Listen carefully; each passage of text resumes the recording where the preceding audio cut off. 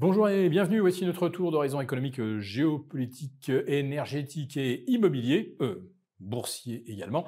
Nous sommes le mardi 13 mai et pour comprendre comment tourne une planète finance qui a complètement oublié le ratio Buffett, eh bien sur l'inforruptible et nulle part ailleurs et la thématique du jour, ce sera la flambée des taux va-t-elle causer un crack immobilier?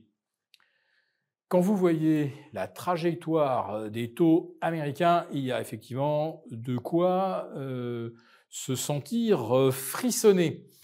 Rien que pour la séance de lundi, le rendement du 2 ans a bondi de 14 points, refranchi le cap des 4%. Le rendement du 10 ans a pris plus de 10 points et s'est envolé à plus de 4,45. Et celui qui nous intéresse le plus, c'est-à-dire le 30 ans, refranchit la barre des 4,90, se rapproche de la barre des 5, mais déjà rien qu'au-delà de 4,80, cela veut dire que les taux hypothécaires, ceux qui sont appliqués aux candidats à un achat immobilier, ces taux hypothécaires repassent la barre des 7. Et là, ce n'est pas la magie du 7, non, au contraire, c'est la malédiction du 7. À 7%, vous n'avez plus aucune demande de prêt hypothécaire.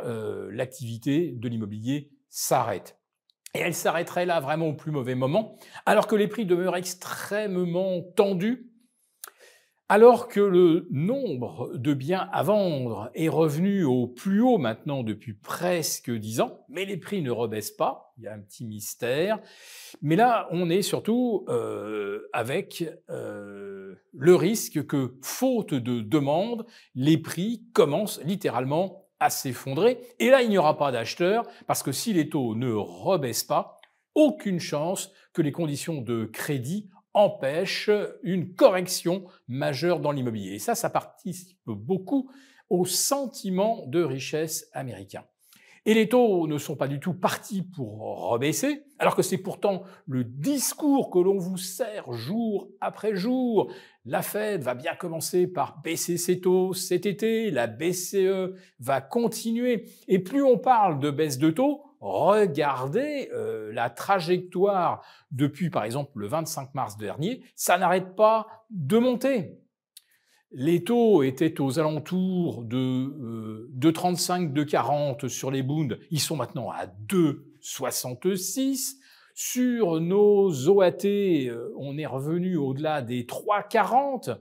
Là encore, ça veut dire que pour des prêts immobiliers, on va vous charger au moins 3,80 à 4%, ce qui signifie qu'en France aussi, l'activité immobilière risque d'un seul coup de se figer au moment où on n'a pas de croissance et où on n'a que des déficits. Bref, Europe, États-Unis, je dirais pas même combat, mais même risque de correction. Bon, beaucoup plus fort évidemment aux États-Unis, où l'impact des taux est beaucoup plus dommageable. Mais en tout cas, la trajectoire des taux depuis un mois, plus 25 points, plus 40 points même sur le 2 ans, ça veut dire que ça ne va pas du tout dans le sens qui devrait convenir au marché.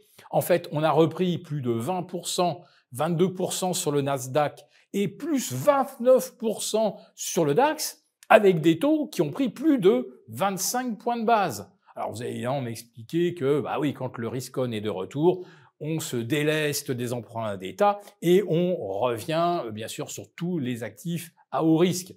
Non, mais là, il y a un effet de ciseau qui marque une complète déconnexion des marchés avec la conjoncture réelle. Alors on va avoir cet après-midi des informations sur le niveau d'inflation. Est-ce qu'à nouveau, on va essayer de les minorer pour justifier que les taux finiront bien par rebaisser, alors que les indices boursiers, je le répète, sont au sommet, mais sont au sommet avec des taux qui se sont fortement dégradés par rapport au précédent zénith que l'on avait atteint mi-février. Donc des marchés déconnectés de la réalité. Une autre qui devrait également faire l'objet de pas mal de commentaires, c'est la remontée du dollar, remontée fulgurante, hein, puisqu'on est passé de 1,14,5 à 1,10,50, et ça en l'espace d'une quinzaine de jours. Ça, c'est pas très bon, évidemment, pour les exportateurs américains. Et puis, si on regarde du côté du Japon, alors là, Nissan annonce des pertes abyssales, 4,5 milliards et 20 000 licenciements. Et on nous explique que le secteur automobile va probablement passer le cap de sa mutation technologique, qu'on va reconstruire des usines automobiles aux États-Unis. C'est ce que Trump explique, 10, 15 nouvelles usines en projet. Vu la faiblesse de la demande et vu la hausse des taux actuels, je ne vois pas très bien comment on pourrait prendre le risque de construire des usines nouvelles alors que la demande n'est plus là. Et j'en termine avec le ratio Buffett. Il est retombé, entre guillemets, de 205 à 190. Attendez, 190, ça reste supérieur de 20% au zénith de la bulle Internet de 2000. On était alors à 140. Et là, finalement, à 190, on n'est qu'à 6% du zénith absolu. Tout ça avec des taux qui se sont tendus depuis les précédents sommets. Non, véritablement, tant au niveau du ratio Buffett que des taux et de la conjoncture immobilière, véritablement, rien ne va. Il n'y a que la déconnexion des spéculateurs qui, elle, semble sans limite. Pour vous remercier de votre fidélité, vous pouvez télécharger gratuitement, en suivant le lien ci-dessous, un guide complet sur l'achat d'or physique qui représente un investissement de choix en période économique incertaine et surtout d'inflation. Merci et à bientôt. Merci beaucoup d'avoir regardé cette vidéo. N'hésitez pas à réagir dans les commentaires ou à liker et partager cette vidéo si le contenu vous a plu. Et pour ne rater aucune de nos prochaines émissions, vous pouvez vous abonner à notre chaîne et activer les notifications.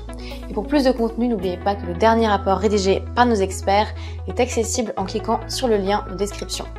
On se retrouve tout de suite dans les commentaires et je vous dis à très bientôt pour une prochaine vidéo.